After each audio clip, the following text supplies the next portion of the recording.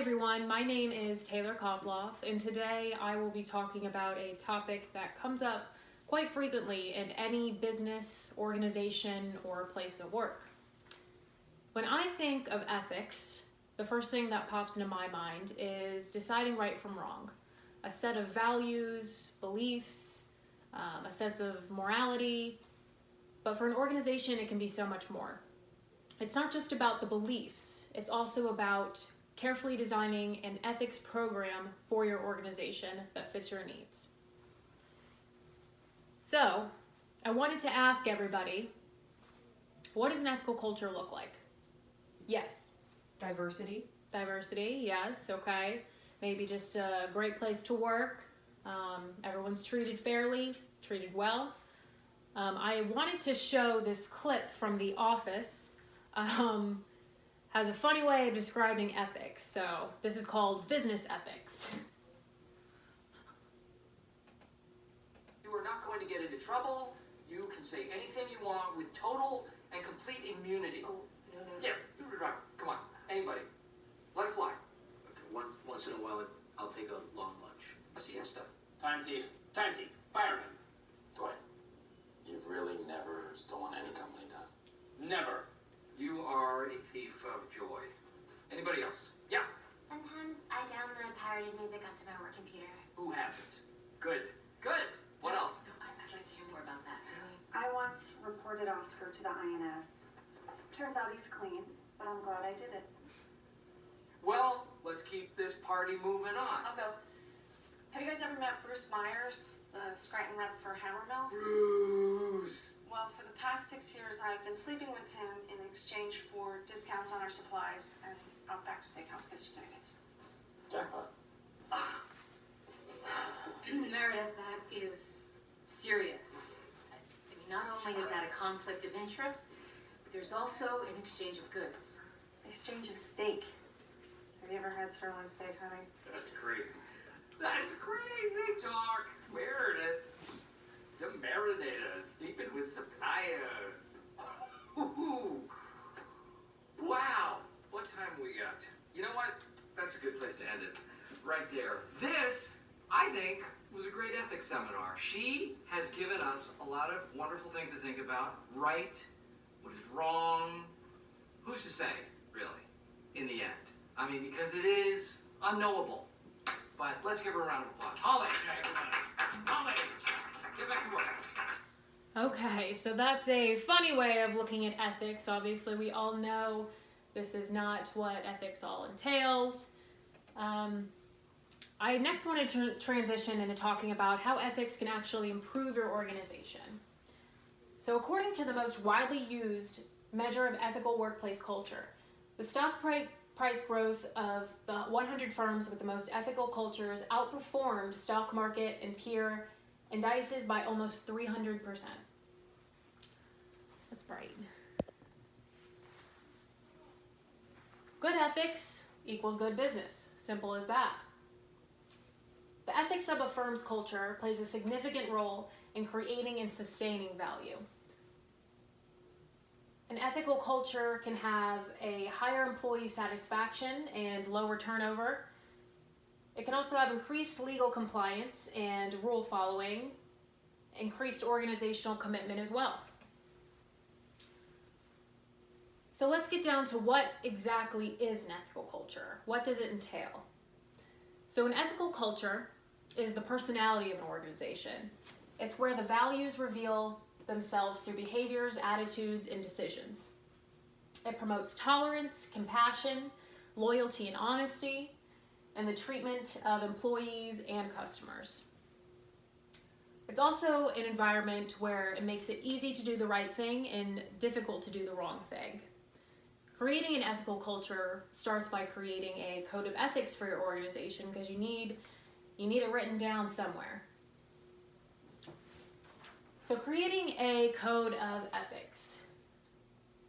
A code of ethics puts the organization's standards, rules, and regulations into writing.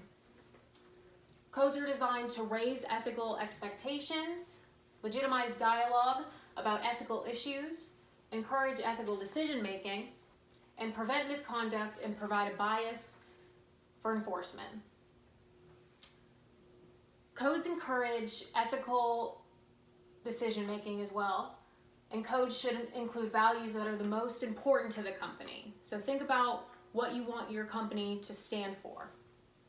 The key elements of a code of ethics are the principle, that's the driving force behind this code of ethics, the motivation, the statement of intent for the code of ethics, guidelines and rules. Those are your actual set of rules that you want to enforce for the organization, and a list of examples so people can refer to them when deciding what to do in the case of an ethical dilemma. So next, we have ethics training. This is the way that you can make sure that the code of ethics are being put to use. It applies to everyone's day-to-day work.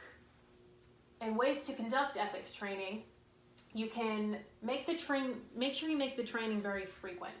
You want to make sure that you have regular training sessions, and you want to make the content very specific. You also want to make the conversation go both ways. So not only are you training, but you are also hearing what everyone has to say. Try to make the training also interactive and fun. No one wants to sit through a boring training seminar about ethics. Let people tell stories. Let people hear from others, what they would do, what they think. It's also really important to have leaders in any upper management conduct these training seminars. It makes them seem like they care about ethics, and they're also role modeling the desired behavior, making it very clear that it is important to them and it should be important to them too. So the next step of creating an ethical culture, you have to have a good communication plan. So a communication plan, if people don't feel heard or comfortable talking about ethics with their superiors or even their coworkers, an ethical culture is not very sustainable if you can't talk about it. So it's important to maybe have an ethics hotline that people can call when they are faced with an ethical dilemma, or they have any sense of, wanting to report unethical behavior. And ensure everyone that the hotline is anonymous, so no one can be afraid of, getting outed by their coworkers.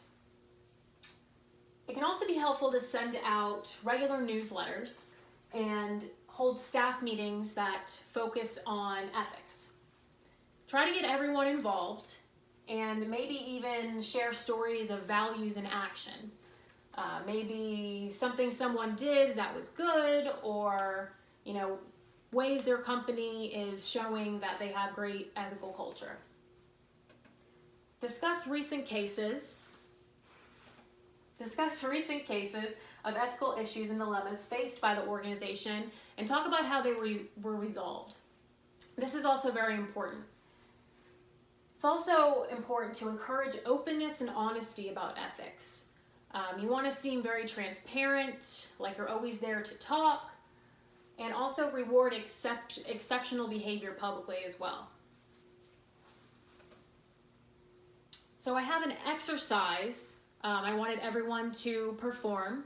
If you could just answer all the questions honestly and then talk with your seatmate, maybe find some similarities in that. Okay, thanks. So some conclusions about creating an ethical culture. So creating an ethical culture is not just about beliefs, it's also about a carefully designed program for your organization.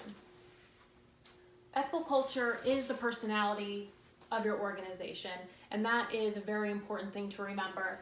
This is where the values reveal themselves through behaviors, attitudes, and decisions that everybody makes. Codes of ethics are designed to raise ethical expectations, legitimize dialogue about ethics, encourage ethical decision-making, and prevent misconduct.